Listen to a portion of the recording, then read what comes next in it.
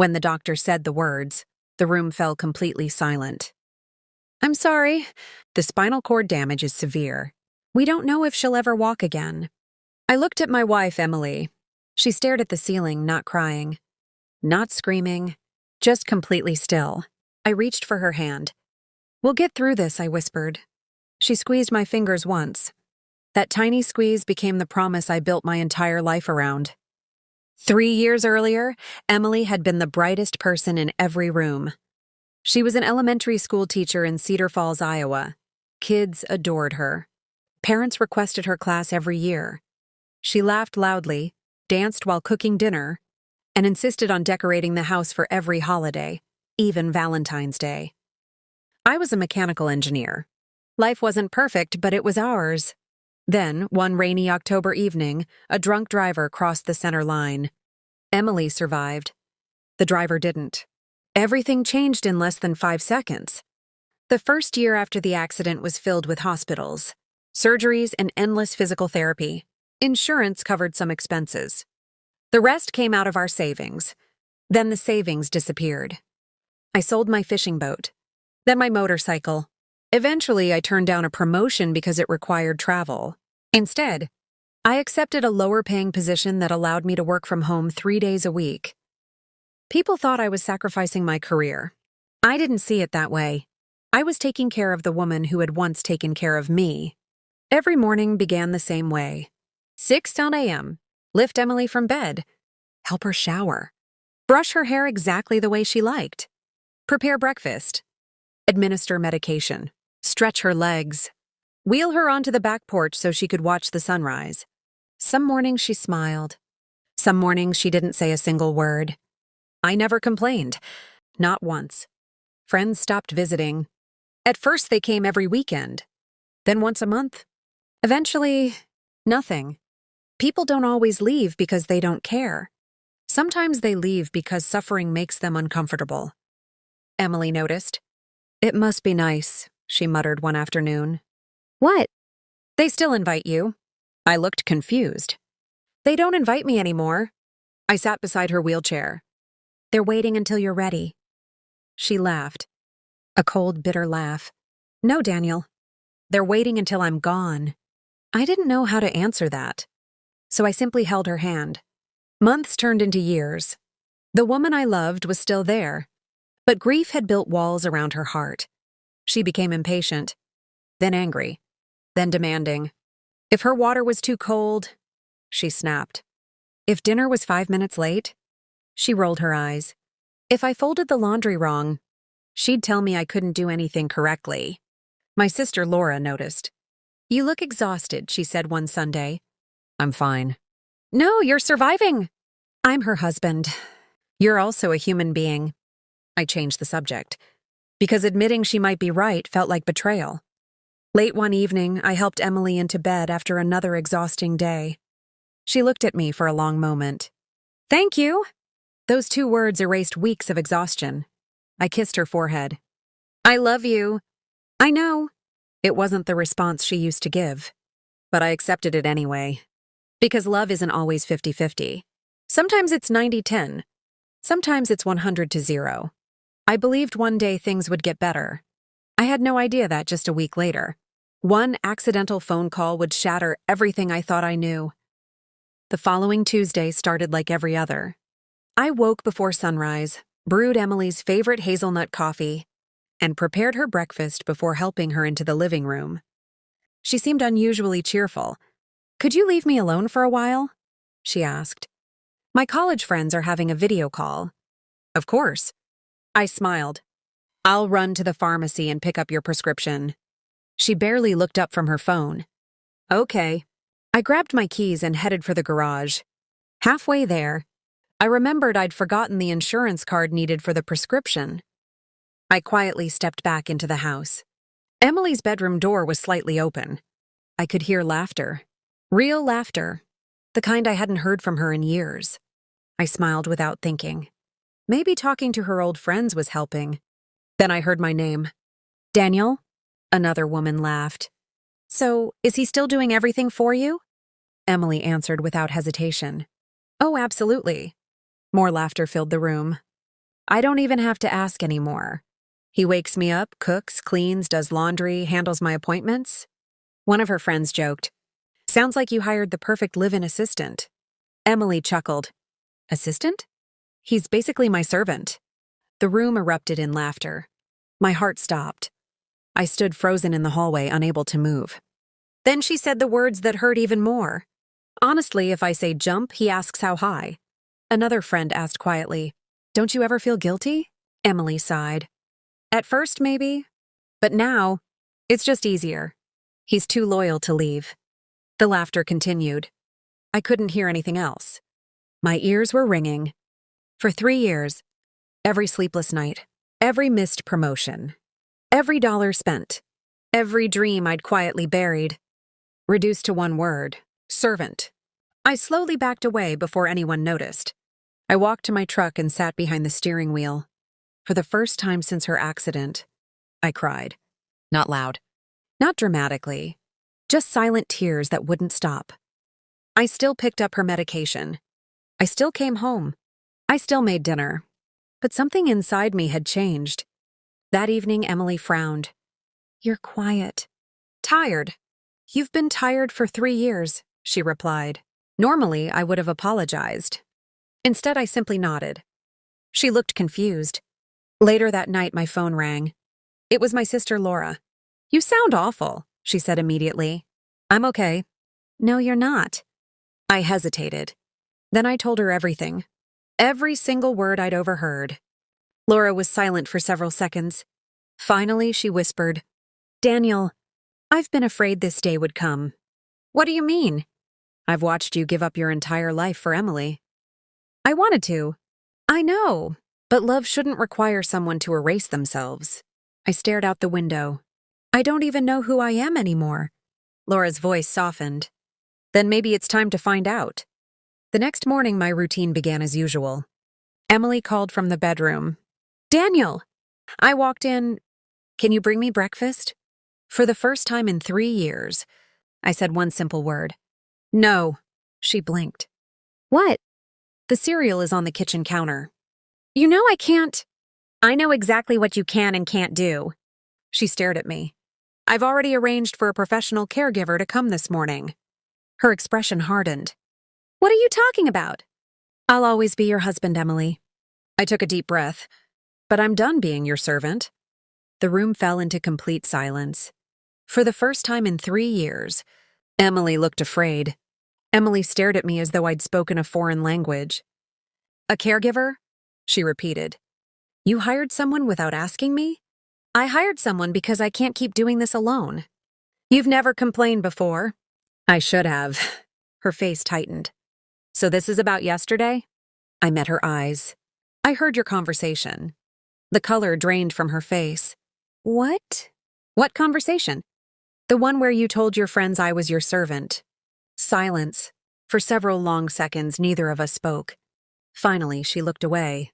"You weren't supposed to hear that." "No," I said quietly. "I wasn't." A knock at the front door interrupted us. A middle-aged woman stepped inside carrying a medical bag. "Good morning," she said warmly. "I'm Karen. I'll be helping out during the weekdays." Emily immediately snapped. "I don't need you." Karen didn't react. She simply smiled. "I understand. Most people say that on the first day." I handed Karen a folder with Emily's medication schedule, therapy exercises, and emergency contacts. Everything I'd memorized over 3 years was now written on paper. It felt strangely heartbreaking. Before leaving, I looked at Emily. "I'll be back after work." She folded her arms. "I don't want a stranger helping me." "You didn't seem to mind having a servant." The words came out calmly.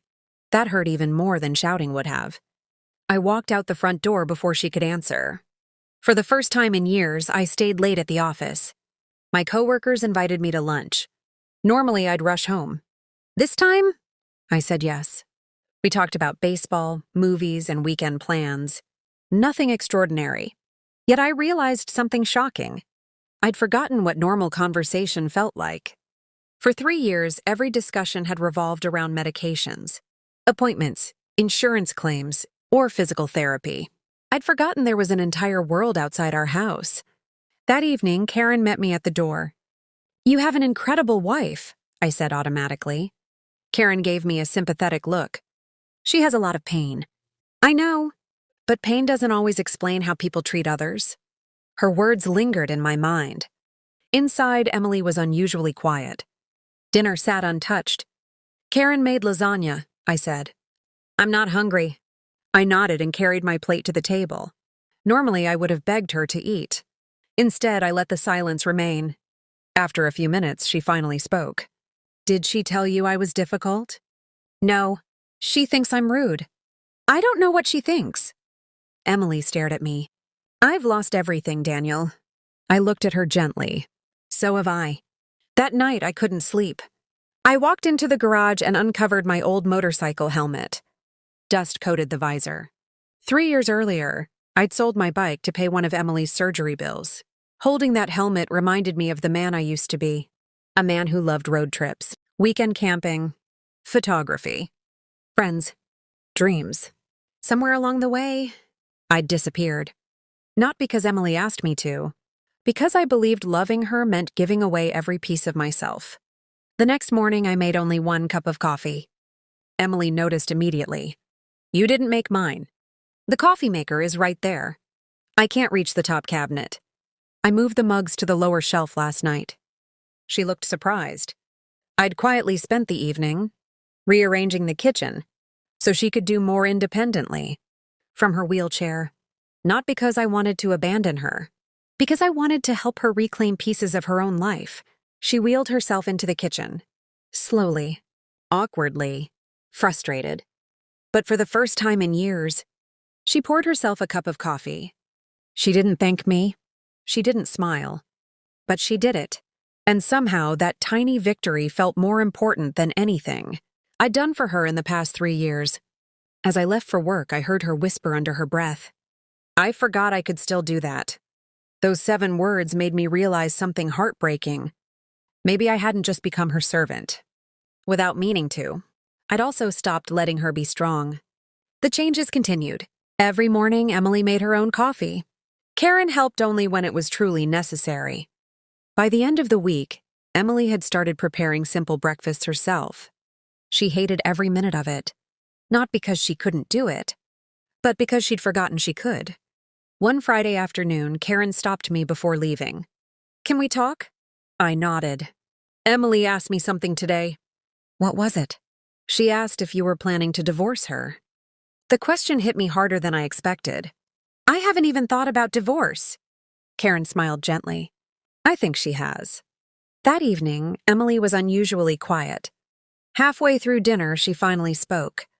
"Do you hate me?" I looked up. "No, you should." I was hurt. She nodded slowly. "I know." Silence settled between us. Then, almost in a whisper, she asked, "Why didn't you yell at me?" I thought about that for a moment. Because yelling wouldn't have fixed what was already broken. A tear rolled down her cheek. I don't even recognize the person I've become. The next day, the doorbell rang.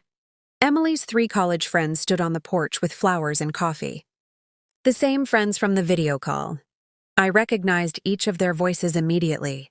One of them smiled awkwardly. "Hi, Daniel." I stepped aside. "Come in."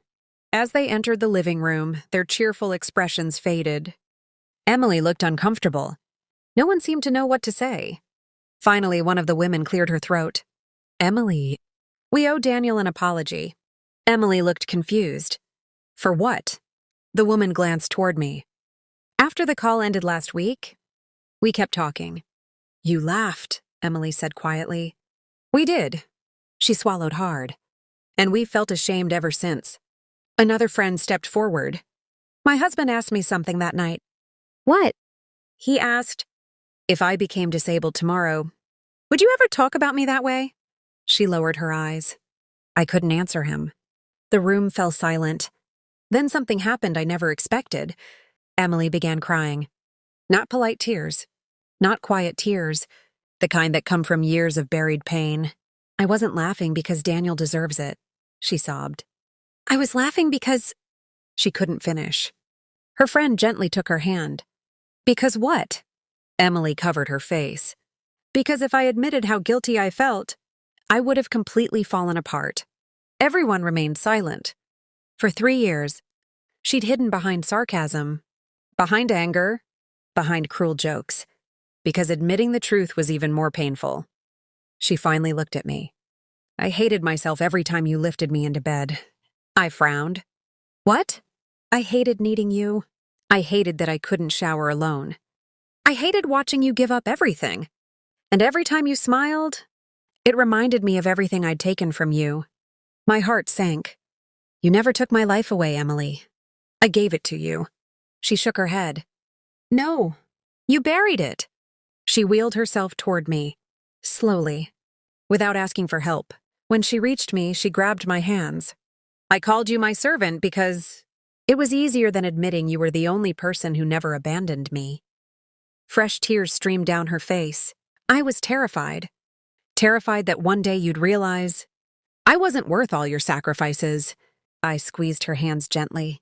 For 3 years, you never had to wonder if you were worth loving. You only had to wonder if you were letting yourself be loved. Emily broke down completely. For the first time since the accident, she wasn't crying because she'd lost the ability to walk. She was crying because she had finally stopped running from the truth. The house felt different after Emily's confession. Not happier. Not fixed. Just honest. For the first time in years, neither of us pretended everything was okay. That was a beginning. The following Monday, I came home expecting Karen to be in the kitchen. Instead, I found Emily sitting at the dining table with a notebook. Pages were covered with handwriting. She quickly closed it. What are you writing? She hesitated. A list. A list of what? Every sacrifice you've made for me. I smiled sadly. You don't need to do that. Yes, I do. She opened the notebook again. I forgot half of them. Her voice trembled as she read. Sold your motorcycle. Turned down a promotion. Learned how to braid my hair because I couldn't lift my arms after surgery. Never missed a single therapy appointment. Stayed awake through nights when the pain wouldn't let me sleep. By the time she reached the second page, she couldn't read anymore. I'm so sorry, Daniel. I sat beside her. I don't need you to spend the rest of your life apologizing. What do you need?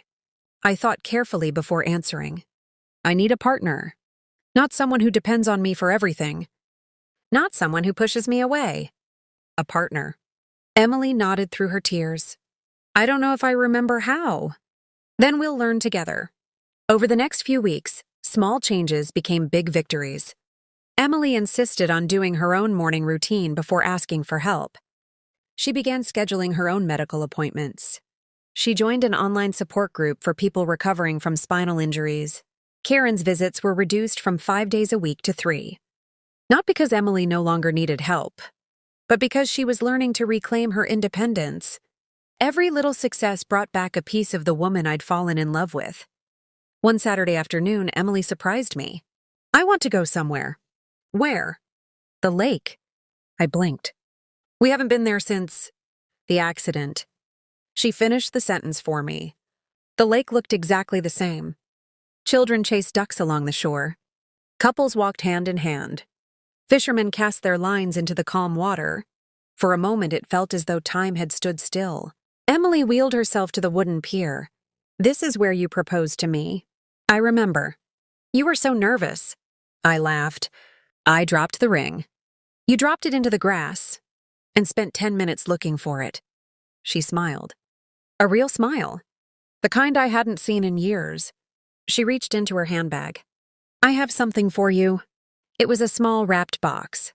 Inside was an old motorcycle keychain. I stared at it in confusion. I found the same model online. You sold your bike because of me. I can't give you those years back. But maybe I can remind you that your dreams still matter. Tears filled my eyes. You remembered. I remember everything now. As the sun began to set, Emily took my hand. If one day I walk again, I'll be grateful. If I never walk again, I'll still be grateful. I squeezed her hand. Because? She smiled softly. Because I finally understand something. What? You were never carrying me because I was weak. You carried me because you loved me. And now, It's my turn to help carry us. For the first time in 3 years, it didn't feel like one person was holding up the marriage. It felt like two people had finally found each other again. Life didn't magically become perfect. Emily still had difficult days. There were mornings when the pain made her short-tempered. There were nights when I woke to hear her crying quietly in the bedroom. But now, she didn't hide behind anger. She talked, and I listened. One evening, she wheeled into my home office. "I've been thinking." "That's usually dangerous," I joked. She laughed. "I want to teach again." I looked at her in surprise. "You do?" "I don't know if a classroom is possible, but maybe online or tutoring. I miss helping kids." For the first time in years, she wasn't talking about what she'd lost. She was talking about what she could still become. "Then let's make it happen," I said. Over the next month, we transformed the spare bedroom into a small teaching studio. A simple desk, a bookshelf, a laptop, a whiteboard mounted on the wall. Emily spent hours creating lesson plans. The excitement in her eyes reminded me of the woman I'd married. When she finished her first online reading session with a third-grade student, she burst into tears. "They called me their favorite teacher," she whispered. "You never stop being one," I replied. Meanwhile, I made a decision of my own. One Saturday morning, I drove to a dealership. I wasn't planning to buy anything. I just wanted to look. As I admired a row of motorcycles, someone behind me asked, "Thinking about getting back on the road?" I turned to see an older salesman with a kind smile. "I used to ride." "What happened?" "Life." He nodded knowingly. Life has a way of making us forget ourselves. I smiled. "But sometimes," he added, "it gives us permission to remember." A week later, a used blue motorcycle sat in our garage. It wasn't expensive. It wasn't flashy. But when I rode it for the first time, I felt something I hadn't felt in years. Free. That evening, I expected Emily to be upset. Instead, she wheeled into the garage and stared at the bike. "It suits you." "Really?" She nodded. "I used to think every minute you spent on yourself was a minute taken away from me." She looked into my eyes. "Now I know that's not true.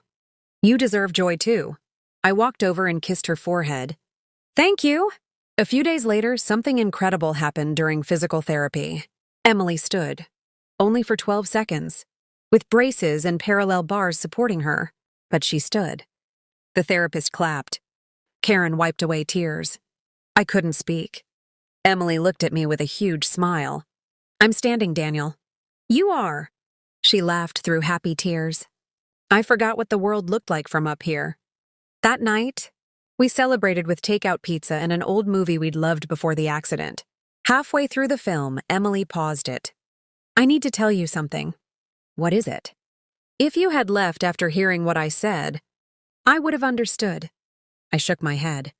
"I didn't stay because what you said didn't hurt.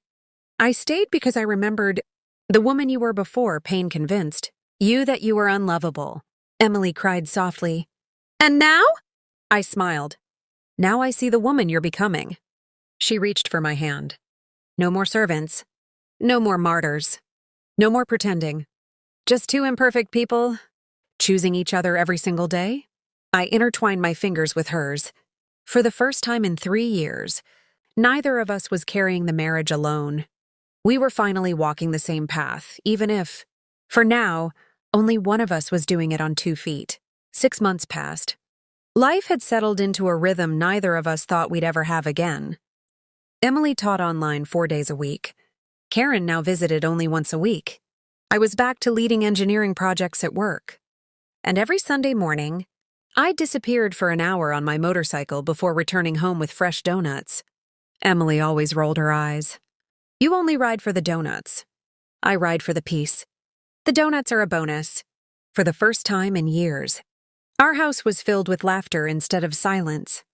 One afternoon, I came home to find Emily whispering on the phone. The moment she saw me, she quickly ended the call. "Everything okay?" I asked. She smiled a little too quickly. "Just talking to Laura." "My sister?" That was unusual. Those two had barely spoken in years. Before I could ask another question, Emily changed the subject. "How was work?" Something felt different, but I let it go. Over the next few weeks, strange things kept happening. Emily asked me odd questions. What's one dream you gave up that you still think about? Another day she asked, if money wasn't an issue, what would you do? Then another, what's your happiest memory before the accident? I laughed. Are you interviewing me? Maybe. She refused to explain. Then came our 15th wedding anniversary. I expected a quiet dinner at home. Instead, Emily handed me an envelope. Open it. Inside was a single note. Pack a bag for 2 days. What is this? A surprise. Emily had that playful smile I hadn't seen since before the accident. I've waited a long time to do something for you. The next morning, Laura drove us 2 hours into the countryside. When we arrived, I stared in disbelief. It was the same lakeside cabin where Emily and I had spent our honeymoon.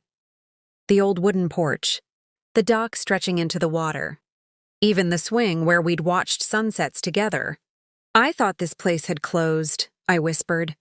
Emily smiled proudly. It reopened last year. I've been saving money from my online classes. You planned all this?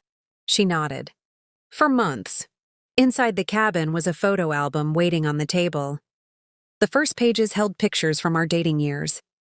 Road trips, camping weekends, Christmas mornings, our wedding day. Then came the difficult years. Hospital photos, rehabilitation, family gatherings where we smiled despite the pain.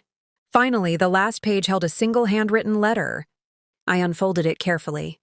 Dear Daniel, for years I believed love meant letting someone carry me. Then I realized real love means doing everything you can to carry each other. You gave me back my life. This is my promise that I'll never stop helping you protect yours. Thank you for staying when leaving would have been easier. I love you, not because you saved me, but because you reminded me that I was still worth saving. Love always, Emily. By the time I finished reading, my vision was blurred with tears. That evening, we sat on the dock watching the sunset. The sky turned shades of orange and pink across the water. Emily slipped her hand into mine. I used to pray every night that I'd walk again. And now? I asked. She smiled peacefully. Now I pray that I never take another day for granted. I kissed her forehead. I think that's an even better miracle. As the sun disappeared below the horizon, I realized something profound. The greatest healing in our marriage hadn't happened in Emily's legs. It had happened in our hearts. A year later, life looked nothing like it had before. Emily still used her wheelchair most of the time. But with braces and a walker, she could now take short walks around the house. Every step required determination. Every step was hard-earned. And every step reminded us that healing isn't measured only by distance. It's measured by courage. One Saturday morning, Emily asked me to drive her somewhere. Where are we going? It's a surprise. I laughed. You've become pretty good at keeping secrets. She grinned. I learned from the best. An hour later, we pulled into the parking lot of the rehabilitation hospital where everything had begun. 4 years earlier. I looked at her confused. Why are we here? She reached into the back seat and handed me a small gift bag. Inside was a framed photograph. It was the very first picture taken after her accident. She was in a hospital bed. I was sitting beside her, asleep in a chair, still wearing my work clothes with my hand holding hers. I don't even remember this picture, I whispered. The night nurse took it, Emily said. She gave it to me months later. On the back of the frame, she'd engraved a simple message. You were never my servant. You were my home. I couldn't hold back the tears. Emily took my hand as we walked and rolled, into the hospital lobby. Doctors, nurses, therapists, and patients were gathered for a fundraising event. One of the therapists stepped onto the stage. We'd like to introduce today's guest speaker. I turned to Emily. You didn't tell me you were speaking. She smiled nervously. I wanted it to be a surprise. She slowly made her way to the microphone. The room fell silent.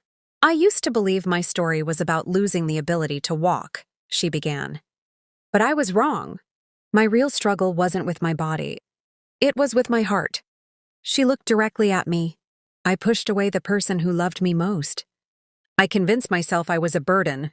So I hid behind anger, sarcasm, and pride. Her voice trembled. One day, my husband finally stopped treating me like someone who was broken. He treated me like someone who could grow again. The audience listened in complete silence. He didn't stop loving me. He simply stopped carrying everything alone. And that decision saved both of us. Several people wiped away tears. Then Emily smiled. If you're caring for someone you love, remember this. Compassion should never cost you your identity. And if you're the one receiving that care, never forget to see the person behind the sacrifice. The room erupted in applause. On the drive home, neither of us spoke for several miles. Finally, Emily broke the silence. Do you ever regret staying? I reached across the center console and took her hand. Not for 1 second. I regret forgetting to take care of myself. But I will never regret loving you, she smiled through tears. And I promise I'll spend the rest of my life making sure we take care of each other. That evening, we returned to the back porch where our journey had truly begun. The sun was setting, painting the sky in shades of gold and crimson. Emily stood with her walker beside me for nearly a minute. Longer than she'd ever stood before. She leaned gently against my shoulder. Do you hear that? She asked. Hear what? The silence. I listened. There was no anger, no resentment, no guilt.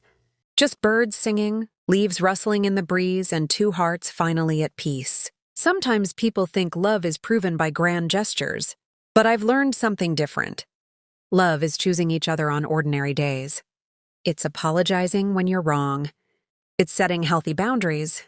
It's accepting help without taking it for granted. And it's remembering that the strongest relationships aren't built on one person carrying the other. They're built on two people refusing to let go of each other's hands, no matter how difficult the road becomes. Emily looked at me and smiled, the same smile that had made me fall in love with her all those years ago. I love you, she whispered. This time I didn't hear, I know. I heard the words I'd been waiting years to hear. And I love the man you've never stopped being. As the last rays of sunlight disappeared beyond the horizon, I realized our story had never been about tragedy. It had always been about grace, forgiveness, and the courage to begin again. The end. If this story touched your heart, please don't forget to like, subscribe, and share it with someone who believes in the power of love, forgiveness, and second chances. Your support helps bring more heartfelt stories like this to life.